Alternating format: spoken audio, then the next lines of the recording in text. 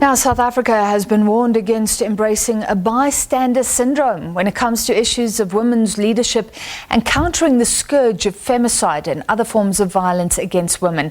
That was the message from the Executive Director of UNWOMEN in an exclusive conversation with the SABC's Sherwin Bryce-Pease ahead of International Women's Day tomorrow.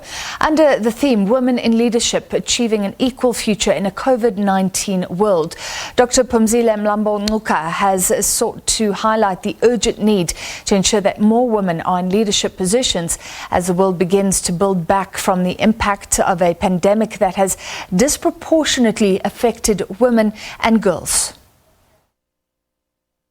Dr. Phumzile Mlambo-Ngucka, as always, thank you for your time.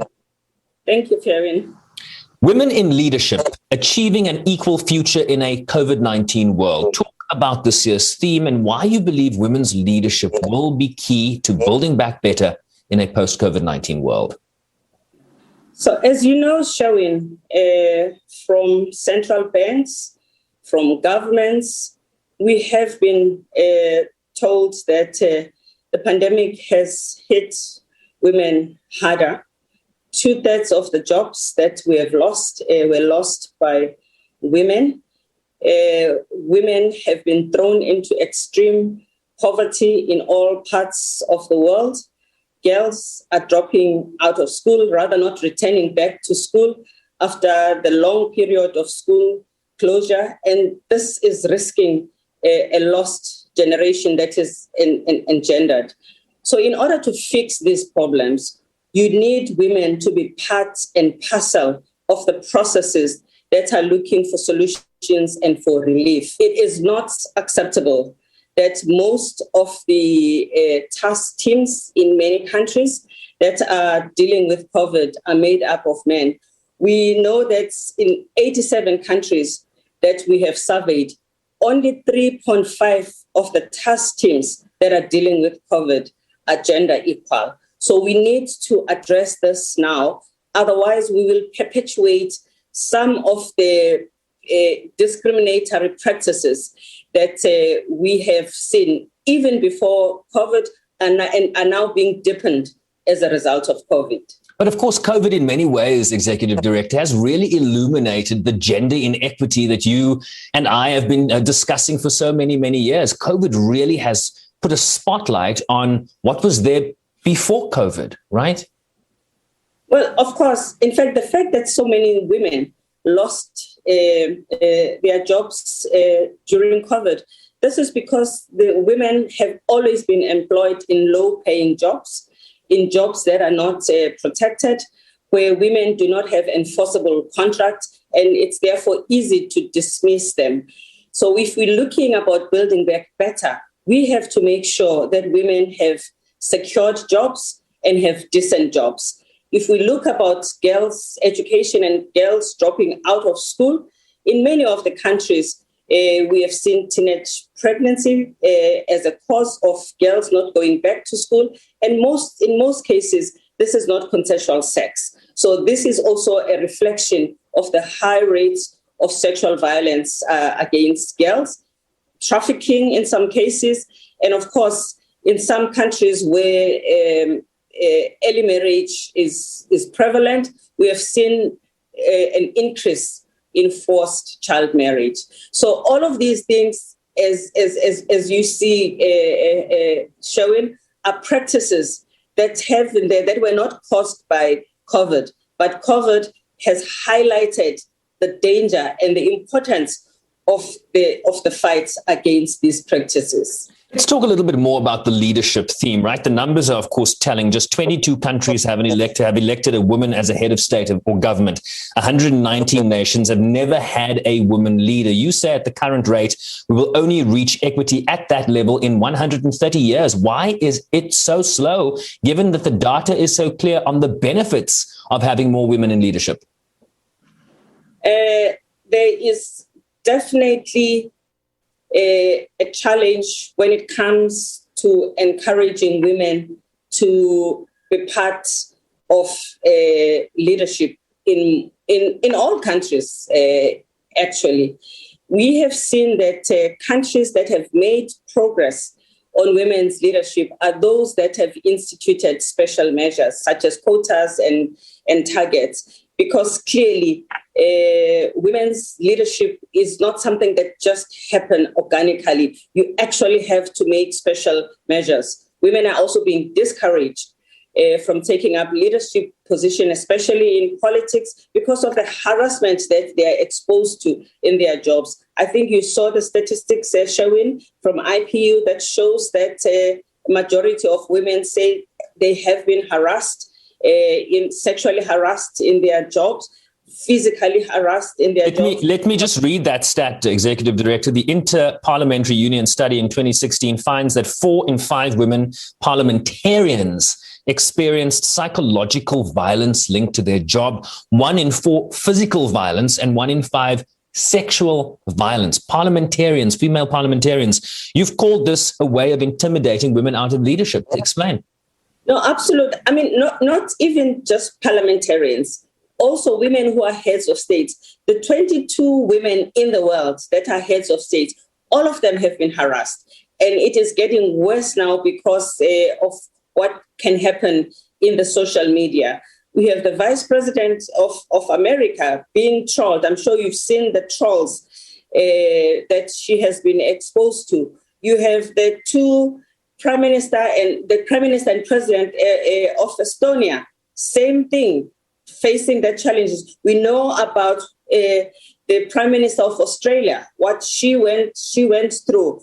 So this harassment of women in Kenya, the harassment of women from counties to national, and some of the women deciding that I cannot put my family through this because when they suffer, their families also suffer. There's also been the challenge of women having to hold their home and do their job. And many women struggle to have their feet in both places at the same time, which is not the same challenge when men enter politics. They can expect their partner to take the responsibility of holding the home. So there is a cocktail of challenges that face women when they have to enter leadership. And society has to be part of finding the solution and easing these burdens that women face. You touch on Kamala Harris, the first female sworn in as Vice President of the United States earlier this year. Weeks later, the first woman was selected to lead the World Trade Organization. Remind us why moments like that matter. Even your appointment, Executive Director, as the first female deputy president of the Republic of South Africa. Because there are still so few women in these leadership positions. Many women and young women in particular, girls, may think that these positions are not for them. So whenever you have one person getting into these positions, it is an occasion to celebrate. It is an occasion to highlight the possibility for all women to take up these positions. We use these women as role models, as people who can encourage the younger women to aspire for these positions. When they see someone who looks like them, they actually can see that can happen to them too. Women, of course, face not only obstacles in reaching high office, even when they attain the leadership position, they encounter stereotypes and additional obstacles, particularly women of color. Those are the words of none other than the current Director General of the World Trade Organization, Dr. Ngozi Okonjo-Iweala. I wonder to what extent that has been true in your experience as a woman of color in a leadership position. You know, there is an expectation that you do not have the capability for the job. So when you are in the job, people can actually try to ignore you and marginalize you in your own position. It is therefore important to really know your stuff, to participate actively in decision-making, and to always go to meetings prepared. Always go to meetings prepared to participate actively and to make decisions that really stick and really matter. Have you felt personally undermined, particularly in your current role? Not so much in this current role. But certainly in the role of being a politician in non-traditional areas, in minerals and energy, in trade and industry, as a vice president, where sometimes, in fact, most of the time you were a minority, you actually had to make sure that you are not a guest.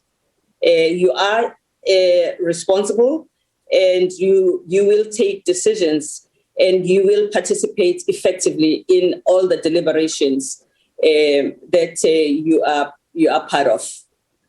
Overcompensate for the inadequacies people attach to you rather than the inadequacies that are perhaps real, right? Yeah, but also it's just important that you are there and you are making sure that what you want to see as a responsible person happens. You must not leave those decisions for others to take while you are there in the room. That is unacceptable. I just want to shift focus slightly now. You and I talked earlier about the sexual harassment allegations against the New York governor, Andrew Cuomo. What happens to sexual harassment in the workplace when more women are in charge? Clearly, when sexual harassment at the workplace usually happens by the senior person forcing themselves on the junior people. It's not the other way around. To the extent that in many workplaces, men are the ones who are seniors, many of the women who are junior, are therefore vulnerable. When you have more women who are senior, that already protects the younger women from the potential of being harassed.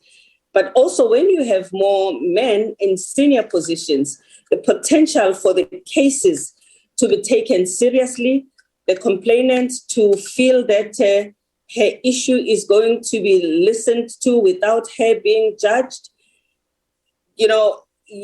you can guess for yourself what happens in that case.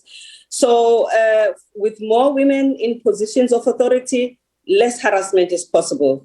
Higher probability for women to be listened to and to be believed, and therefore to get the kinds of interventions that we want when harassment has occurred.